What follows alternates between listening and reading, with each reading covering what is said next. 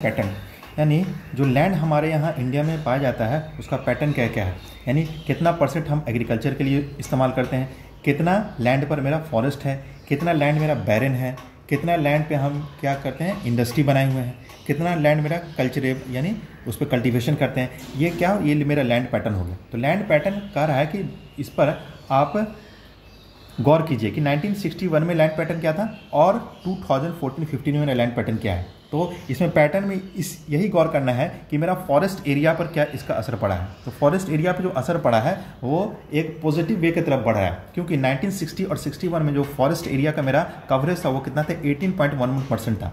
मगर अब कितना हो गया, 2014 और 15 में मेरा जो लैंड कवरेज हो गया है वो 23.3% हो गया है, जो कि एक गुड साइन है। यानी बदलते हुए जो सिनारियो है, जो इन्वायरमेंट में जो रिसोर्सेज का लॉस हो रहा है उसके हिसाब से ये बहुत गुड साइन है। मगर यही पर्याप्त नहीं है, यही मोर देन इनफ नहीं है। लैंड अगर अभी हमको फॉरेस्ट को कितना परसेंटेज तक ले जाना है, जो स्टैंडर्ड है वो कितना 33%, यानी एक कंट्री में कम से कम उस जितना लैंड है उसका 33% अभी फॉरेस्ट होना चाहिए, तब जाके कहा जाएगा कि वहाँ का जो इन्वायरमेंटल कंडीशन है वो क्या है, बेहतर है।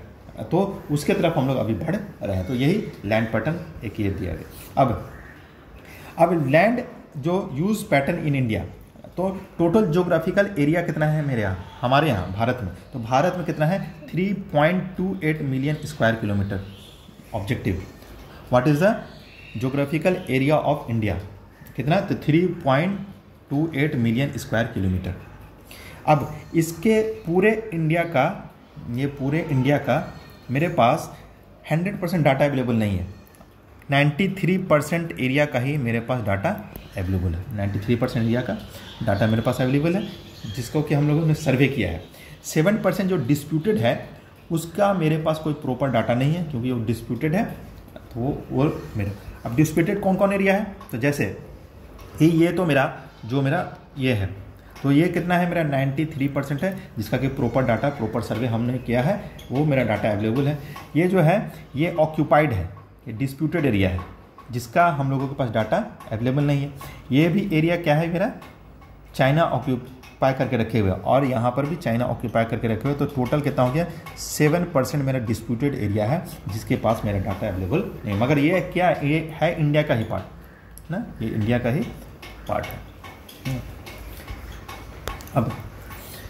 अब जो लैंड पैटर्न है, अब इसका जैसे कि नेट सोन एरिया हम लोग पढ़े थे, तो नेट सोन एरिया सब जगह अलग अलग है। तो वो किस पे डिपेंड करता है, वो वहाँ के डेवलपमेंट पे डिपेंड करता है, वो वहाँ के लैंड के पैटर्न पे डिपेंड करता है। वहाँ का लैंड का पैटर्न कैसा है, प्लेन है, प्लेट्यू है, माउंटेन है, इस पर भी डिपेंड करता है कि वहाँ पर नेट सोन एरिया कितना है।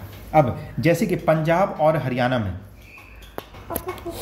नेट सोन एरिया उसे कहते हैं जिस एरिया पे कम से कम हम एक साल में एक बार उस पर हम खेती करते हैं, कम से कम एक बार हम खेती करते हैं, उसको क्या बोलेंगे, नेट सोन एरिया। क्या बोलेंगे, net sown area. Gross cropped area किसको बोलेंगे, कि जिस पर हम एक बार भी खेती करते हैं उसको भी जोड़ेंगे, और जिस लैंड पर हम एक से ज़्यादा बार खेती करते हैं उसको भी जोड़ लेंगे, तो उसको क्या बोलेंगे, क्रॉस क्रॉप्ड एरिया। अब तो नेट सोन एरिया पंजाब में और हरियाणा में ये मोर देन 80% है, यानी यहाँ के मोस्ट ऑफ द लैंड पर खेती किया जाता है एक बार, मोस्ट ऑफ द लैंड पर यहाँ पर खेती किया जाता है, कम से कम एक बार किया जाता है, यानी यहाँ पर जो नेट सोन एरिया है वो मोर देन 80% है।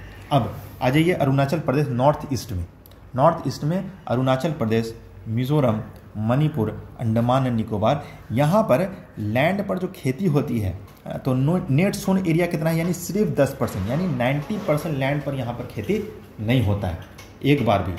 तो ये क्या है, ये हमारे देश में ही ये राज्य है, ये भी हमारे देश में है, ये मणिपुर, अंडमान एंड निकोबार, मिजोरम, अरुणाचल प्रदेश, और ये पंजाब और हरियाणा भी हमारे ही देश में है। मगर दोनों में डिफरेंस है, नेट सोन एरिया में दोनों की जगह क्या है, मेरा डिफरेंस है। एक जगह खेती बहुत ज़्यादा हो रही है और एक जगह खेती बहुत कम हो रही है। तो इससे क्या पता चलता है कि the pattern of net sown area varies greatly from one state to another state, यानी एक स्टेट से अनदर स्टेट में जो pattern of net sown area है वो डिफर करता है। अब किस वजह से, उसका बहुत सारा कारण है। एक पहला कारण तो आपका वो फिजियोग्राफिक चेंज, यहाँ पर फिजियोग्राफी उतना अच्छा नहीं है, यहाँ का ये प्लेन एरिया है और ये प्लेन एरिया नहीं है। और बहुत सारी फैसिलिटी यहाँ उपलब्ध है, बहुत सारी यहाँ की गवर्नमेंट ने इस पर ध्यान दिया है, यहाँ की गवर्नमेंट ने इस पर ध्यान नहीं दिया है, यहाँ गवर्नमेंट ने ध्यान नहीं दिया। तो बहुत सारी इरिगेशन फैसिलिटी आसानी से यहाँ उपलब्ध है, इरिगेशन फैसिलिटी यहाँ आसानी से उपलब्ध नहीं है। पानी है मगर बहुत ज़्यादा पानी आ जाता है इस जगह पर, पानी ऐसा नहीं है पानी की कमी है, मगर बहुत ज़्यादा पानी आ गया, तो स्टोरेज का कोई सिस्टम नहीं है, यहाँ पर स्टोरेज का सिस्टम है। तो इस वजह से इस नेट सोन एरिया में क्या है, नेट सोन एरिया का पैटर्न में हमको अंतर देखने को मिलता है एक स्टेट से अनदर स्टेट। अब फॉरेस्ट एरिया पीछे में पढ़े थे, फॉरेस्ट एरिया 1960-61 में कितना था, 18.11 मेरा परसेंट था। अब 2014-15 में कितना हो गया, 23.3 मेरा परसेंट हो गया है। तो ये क्या है, फॉरेस्ट एरिया मेरा इंक्रीज कर गया है। ये क्या हो गया, एक पॉजिटिव साइन है कि हम अपने यानी इन्वायरमेंट की तरफ ध्यान दे रहे हैं। जो ग्लोबल क्राइसिस अभी पैदा हुआ था उसमें हम भी अपना योगदान कर रहे हैं, इससे ये प्रूफ होता है। बस फॉरेस्ट एरिया बढ़ा है, बस जो मेरा फॉरेस्ट है, जंगल का क्षेत्र। अब जो फॉरेस्ट एरिया है ना, तो ये तो मेरा 1960-61 में 18.11% था, 14-15 में 23.3% हो गया। तो फॉरेस्ट एरिया है इंक्रीज ओवर टाइम, यानी टाइम टू टाइम क्या हो रहा है, मेरा इंक्रीज करते जा रहा है। मगर अभी भी नेशनल फॉरेस्ट पॉलिसी ने कहा है कि मेरा जो मोटो है, मेरा जो ध्यान है वो फॉरेस्ट को कितना तक ले जाना है, 33% तक हमको ले जाना है ना। ये मेरा क्या है, ये मेरा यानी नेशनल फॉरेस्ट पॉलिसी में ये कहता है कि उसका एम और उसका मोटो ये है कि 33% एरिया तक क्या करना है, उसको ले जाना है। अब ये why it is necessary to have 33% forest area, क्यों हमारे लिए नेसेसरी है, तो सबसे ज़्यादा नेसेसरी इसलिए है कि ये इकोलॉजिकल बैलेंस को मेंटेन करके रखता है। जैसे कि ऑक्सीजन फॉरेस्ट काटेंगे तो बहुत सारा इकोलॉजिकल डिसबैलेंस हो जाएगा, तो इकोलॉजिकल बैलेंस को मेंटेन करने के लिए हमको ये 33% फॉरेस्ट एरिया करना पड़ेगा। जैसे कि वहाँ पर जो पशु रहते हैं, पक्षी रहते हैं, उन पर क्या असर पड़ता है, वहाँ के पेड़ पौधे पर असर पड़ता है। फिर पेड़ पौधे पर असर पड़ेगा तो हमारे ऑक्सीजन लेवल पे कमी आ जाएगी, है ना। CO2 का लेवल बढ़ जाएगा, CO2 का लेवल बढ़ जाएगा तो फिर जो हार्मफुल रेज आएगा, CO2 उसको क्या कर लेगा, कैप्चर कर लेगा, जिसकी वजह से ग्लोबल वार्मिंग का खतरा हो जाएगा। तो इसके वजह से क्या होगा, जो इकोलॉजिकल बैलेंस हो जाएगा वो डिसबैलेंस हो जाएगा, यानी इकोलॉजिकल डिसबैलेंस हो जाएगा। तो उसके लिए हमको 33% फॉरेस्ट एरिया को क्या करना पड़ेगा, मेंटेन कर कर हमको रखना पड़ेगा। अब दूसरा क्या है, दूसरा क्यों ज़रूरी है, इसलिए livelihood of millions of the people who live on the fringe of this forest depend on it, है ना। ऐसा नहीं है कि सब लोग शहर में ही रहते हैं, सब लोग गांव में ही रहते हैं। बहुत बड़ी एक जनसंख्या है जिसको आदिवासी कहते हैं, वो कहाँ रहती है, अपने लाइवलीहुड उसका कहाँ जीवन यापन होता है, तो जंगल के अंदर ही होता है, जंगल की चीज़ों पर ही वो डिपेंड होते हैं। वो यानी मार्केट से और शहर से और गांव से क्या हो कटे हुए हैं, उनका सारा जो अपनी ज़रूरत को पूरा करते हैं वो जंगल से उनकी ज़रूरत पर, घर ही उनका जंगल है, घर ही उनका बिजनेस है, घर ही उनका यानी जंगल ही उनका सब कुछ है ना, जंगल ही उनका सब कुछ है। तो उनके लाइवलीहुड पर भी असर पड़ता है ना। तो इसीलिए हमको फॉरेस्ट को 33% करना क्या है, मेरा ज़रूरी है। अब लैंड का जो डिग्रेडेशन हो रहा है, लैंड क्या हो रहा है, मेरा डिग्रेड कर रहा है लैंड। जैसे कि जब आप फॉरेस्ट काटिएगा तो यहाँ की मिट्टी क्या हो जाएगी, कमज़ोर हो जाएगी, वीक हो जाएगी। अब यहाँ पर जब पानी बहेगा तो ये क्या कहेगा, ये ऊपर की मिट्टी के लेयर को क्या करेगी, बहाकर दूसरे जगह लेते जाएगी, जिसके वजह से धीरे धीरे अगर लॉन्ग पीरियड तक ये मामला चलता रहा, ये प्रोसेस चलता रहा, तो यहाँ की ज़मीन क्या हो जाएगी, कुछ दिनों के बाद बंजर हो जाएगी। क्या हो जाएगी, बंजर हो जाएगी, इनफर्टाइल हो जाएगी। तो अब इसको बचाने, लैंड डिग्रेडेशन है ना, तो इसको क्या करना, कंजर्व करना पड़ेगा। तो लैंड डिग्रेडेशन मतलब decline in the quality of land is known as land degradation.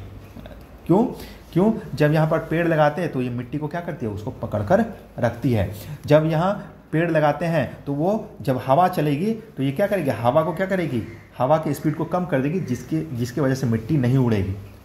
अगर हम लोगों ने पेड़ हटा दिया तो बहुत सारा हम लोगों को कंसिक्वेंसेस का सामना करना पड़ सकता है, जिसका एक बहुत बड़ा कंसिक्वेंसेस ये है कि लैंड डिग्रेडेशन हो जाता है, यानी उसकी क्वालिटी में क्या आ जाती है, लैंड की क्वालिटी में कमी आ जाती है। अब इसका कॉजेज क्या है लैंड डिग्रेडेशन का, यानी लैंड की जो क्वालिटी है वो धीरे धीरे क्या हो रही है, कम होते जा रही है। उसका मेन कारण क्या है, तो पहला कारण डिफॉरेस्टेशन है ना, यानी फॉरेस्ट का काटना, फॉरेस्ट को काटना पहला कारण। तो मोस्टली ये कहाँ कहाँ हो रहा है, ज़्यादातर ये झारखंड में हो रहा है, छत्तीसगढ़ में हो रहा है और मध्य प्रदेश में हो रहा है। क्यों? क्योंकि यहाँ पर जो फॉरेस्ट का जो कवरेज है वो बहुत ज़्यादा है ना, झारखंड में, छत्तीसगढ़ में, मध्य प्रदेश में फॉरेस्ट का कवरेज ज़्यादा है, इसीलिए यहाँ डिफॉरेस्टेशन ज़्यादा हो रहा है। दूसरा क्या है मेरा, ओवर ग्रेजिंग। ओवर ग्रेजिंग मतलब कि जहाँ पर ये चरते हैं, कौन, पशु लोग क्या करते हैं, चरते हैं। चरने की वजह से ये लैंड क्या होता है मेरा, खराब हो जाता है, ऊपर की मिट्टी क्या हो जाती है, टूट जाती है। तो ये कहाँ देखने को ज़्यादा मिल रहा है, तो मध्य प्रदेश और महाराष्ट्र में हमको लैंड ग्रेजिंग बहुत ज़्यादा देखने को मिल रहा है। ओवर इरिगेशन, हद से ज़्यादा क्या कर देना, इरिगेट कर देना, किसी हद से ज़्यादा उस पर सिंचाई कर लेना। तो हद से ज़्यादा हम सिंचाई कर लेंगे तो क्या होगा, ऊपर की जो न्यूट्रिएंट्स है, मिट्टी में जो न्यूट्रिएंट्स है, मिट्टी में जो माइक्रो ऑर्गेनिज्म है वो क्या हो जाएगी, ओवर इरिगेशन की वजह से वो पानी के साथ बहकर चली जाएगी, जिसकी वजह से लैंड क्या हो जाएगा, डिग्रेड हो जाएगा। चौथा क्या है मेरा, cement industry generate huge amount of dust. Cement industry जो खोला जा रहा है उससे बहुत ज़्यादा डस्ट क्या होता है मेरा, डस्ट उड़ता है, जो कि क्या होता है, लैंड पर जाके जमता है, या लैंड पर जाकर वो नाली के जरिए वो लैंड पर जाता है, उसका गंदगी, जो कि लैंड को क्या करता है, डिग्रेड कर देता है। इंडस्ट्रियल वेस्ट है ना, इंडस्ट्रियल वेस्ट हम लोग फेंकते कहाँ हैं, तो लैंड पर ही फेंकते हैं। अब लैंड पर फेंकेंगे तो फिर क्या हो जाएगा मेरा, वो लैंड डिग्रेड कर जाएगा, लैंड का क्वालिटी मेरा घट जाएगा। तो ये क्या है, कुछ काउजेज है ना, ये क्या मेरा 5 काउजेज है। इस काउजेज की वजह से जो मेरा दिन प्रतिदिन क्या हो रहा है, धीरे धीरे मेरा लैंड की क्वालिटी क्या हो रही है, घटते जा रही है, और लैंड धीरे धीरे बंजर जमीन में तब्दील होते जा रही है। अब इसको बचाने के लिए क्या करना है ना, लैंड डिग्रेडेशन तो हो रहा है, तो कंजर्वेशन मेजर्स क्या है, हम बचाने के लिए हम आखिर क्या कर सकते हैं। तो पहला कंजर्वेशन, अगर ये लैंड डिग्रेडेशन हो किसके कारण रहा था, तो डिफॉरेस्टेशन की वजह से। तो अगर डिफॉरेस्टेशन का हम उल्टा करेंगे, एफॉरेस्टेशन करेंगे, तो लैंड क्या हो जाएगा, लैंड मेरा कंजर्व हो जाएगा।